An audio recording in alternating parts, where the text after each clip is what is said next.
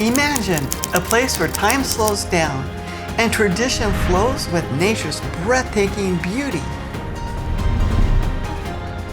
Today, we uncovered the unique magic of Luang Prabang. We arrived by longboat after 2 unforgettable days cruising down the mighty Mekong River. So come along as we discover sacred rituals, stunning waterfalls, local life, and wander through the captivating charm of this incredible town.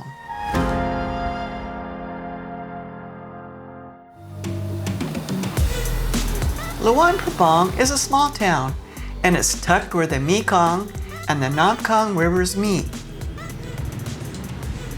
It's calm, peaceful, no chaos, just the rhythm of daily life. As a UNESCO site, it blends traditional Lao architecture with elegant French colonial villas. The charm here isn't forced, it's real.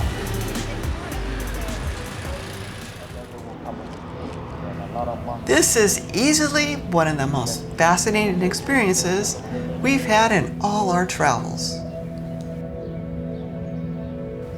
The daily almsgiving in Luang Prabang is both iconic and deeply spiritual. Just before sunrise, monks, mostly young novices, walk barefoot through the streets, collecting food from locals.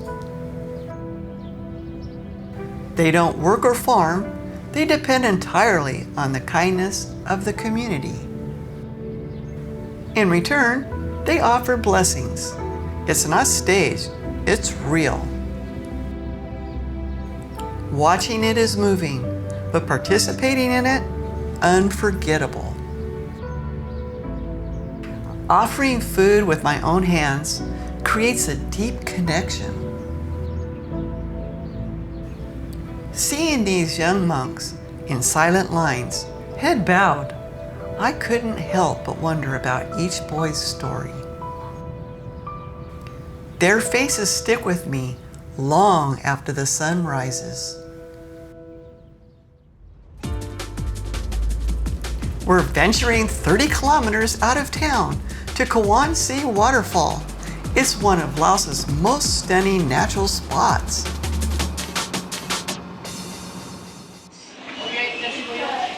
We're getting on this cart and we're going to go down and see the waterfall. Okay. Welcome to Tat Kuang Si. We're going to be going up to see the waterfall, and here's the trail. Kuang Si is more than a waterfall. It's a national park where you could easily spend the entire day. As we approach, the thunder of the 60-meter main fall grows louder. It's one of Southeast Asia's most photogenic spots. It's perfect for swimming, hiking, or just relaxing. From the bridge, mist hits our skin, and the view is unreal.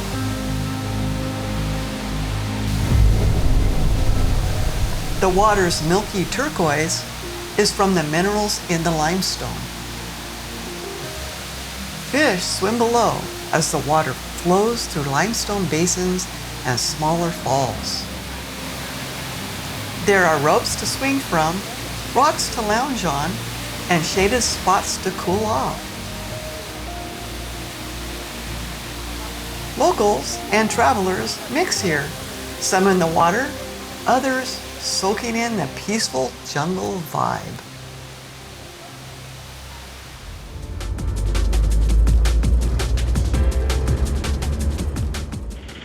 This way, please. Buffalo ice cream. Okay, this is the Buffalo Dairy? Yes. Yeah, it says right there, Laos Buffalo Dairy.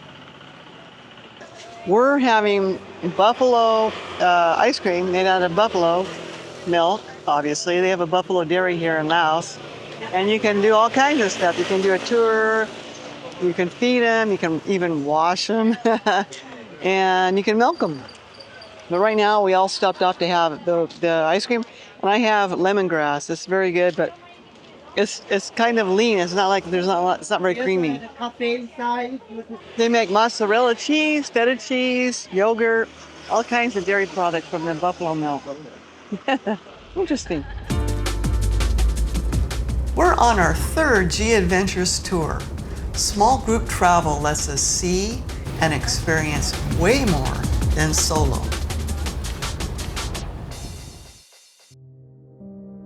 Traditional Lao textiles are more than just fabric. They're a vibrant part of the country's cultural soul.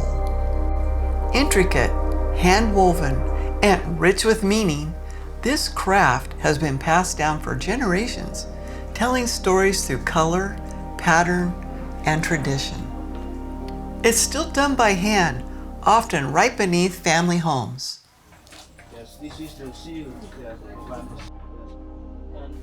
Locally raised silkworms, fed on mulberry leaves, create the raw material for Laos silk.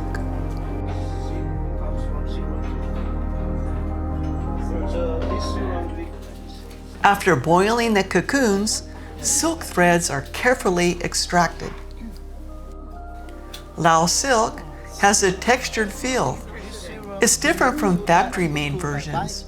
It's strong, earthy, and it soaks up natural dyes with a stunning richness and depth. This is a saffron tree. We use the wood. Yeah, we chop into small pieces like this, and we boil. Yeah, we boil is the red color. Yeah. So they have the master weavers, and then what they do is they go down into the villages and teach the women in the villages with their home looms so that they can make these at home, and then they bring it to the markets. Once the yarn is ready, the real magic begins. Traditional Lao weaving.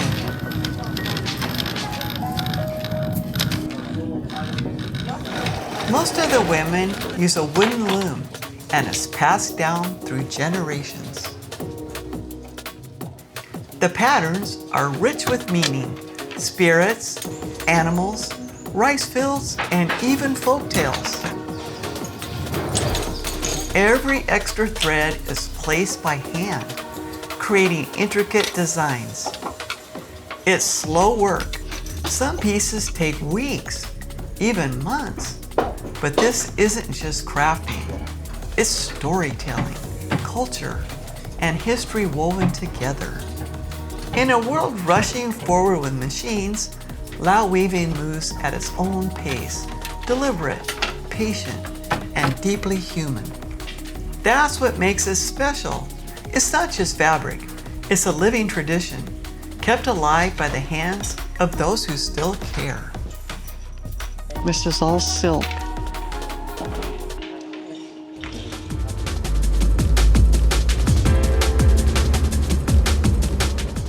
One of the things that we really love about G Adventures Tours is the G for Good program.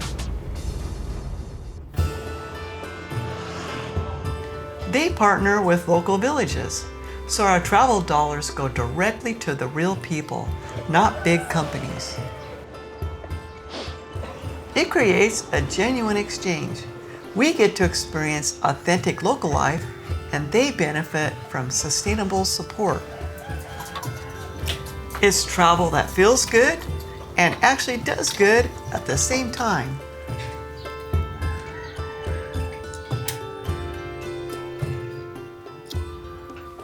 Nothing is more revealing than stepping into a real local home.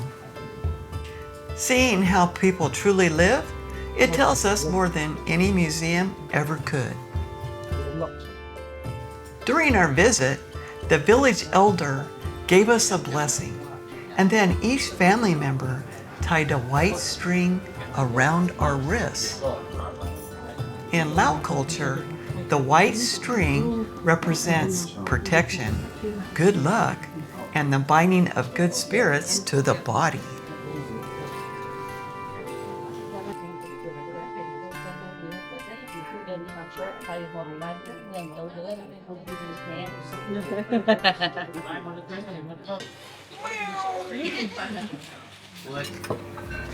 Lunch is authentic Lao food on the family porch. village sounds in the background, and a cat at our feet. Real and absolutely perfect. Walking through the village, we're not sightseeing, we're feeling life as it really flows. Kids are playing, chickens running wild, and locals sipping beer on the porch.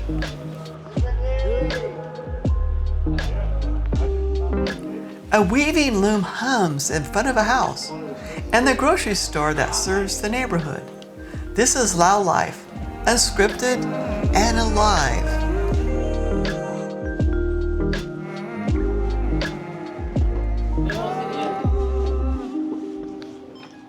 Rice is the backbone of daily life in Asia. Breakfast, lunch, dinner, even dessert. In this village, we visit a small home business. The family makes fresh rice noodles and they sell it locally. It's a humble operation, but it's a great example of local entrepreneurship.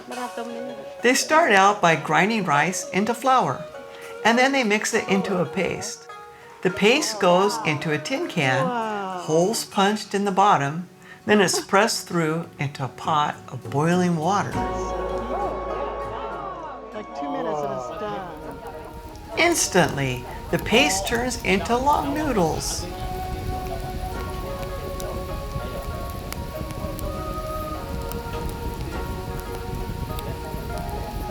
After just a few minutes, they scoop them out and place them in cold water to firm up.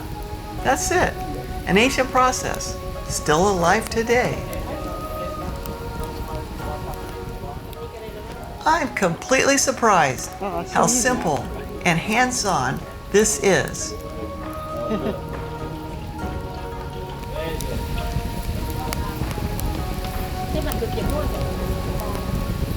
Real food, real people, and centuries-old methods right in someone's backyard. A quick stop at a small museum. It's about unexploded ordnance from the Vietnam War. Just one room, very basic, and it was clearly one-sided in presentation. The Royal Palace is definitely worth a stop. It was once a royal residence and now houses artifacts like the Golden Phra Bang Buddha, a gift from Angkor's king. It symbolizes Lao kingship. Inside, you'll also find royal cars, crown jewels, and murals of the 1930s Lao life.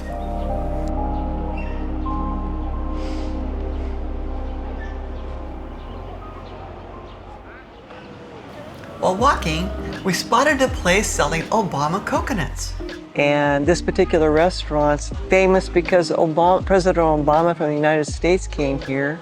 They have pictures of him, and they actually named the coconut that they serve here after him called Obama coconut.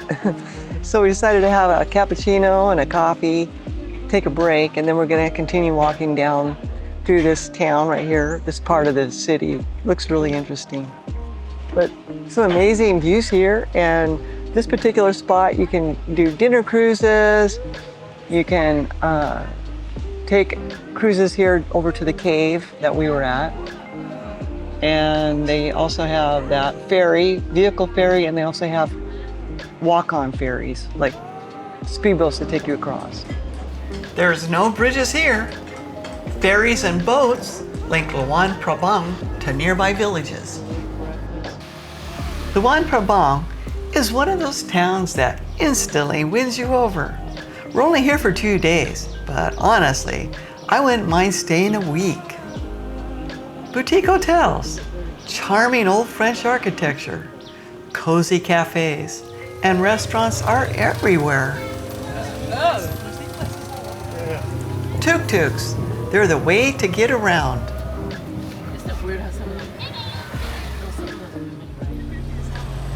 It's relaxed here, not yet drowned in mass tourism.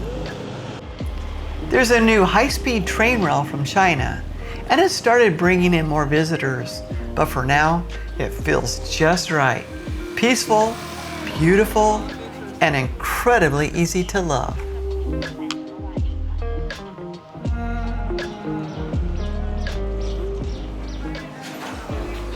A cold beer Lao, a bit of shopping, so many unique things to see, and a slow stroll before dinner.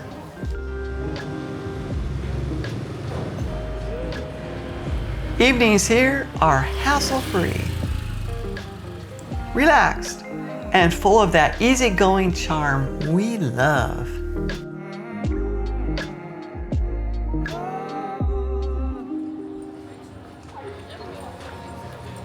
The night market is where most tourists end up, and for good reason. The food choices are amazing. It's one of the best night markets we've seen. Small, organized, and packed.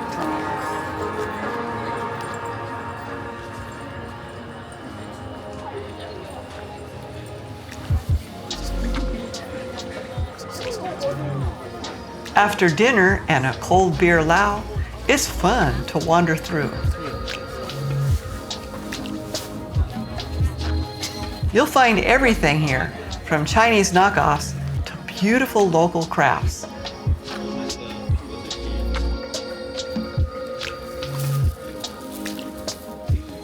One thing that always stands out, bottles of Lao wine with scorpions or snakes inside. Look closely. Snakes, scorpions. Would you drink that? Yeah, me neither. What? What is that? It's a snake. Oh my God. So what do you think of Luang Prabang? Been here? Share your experience below.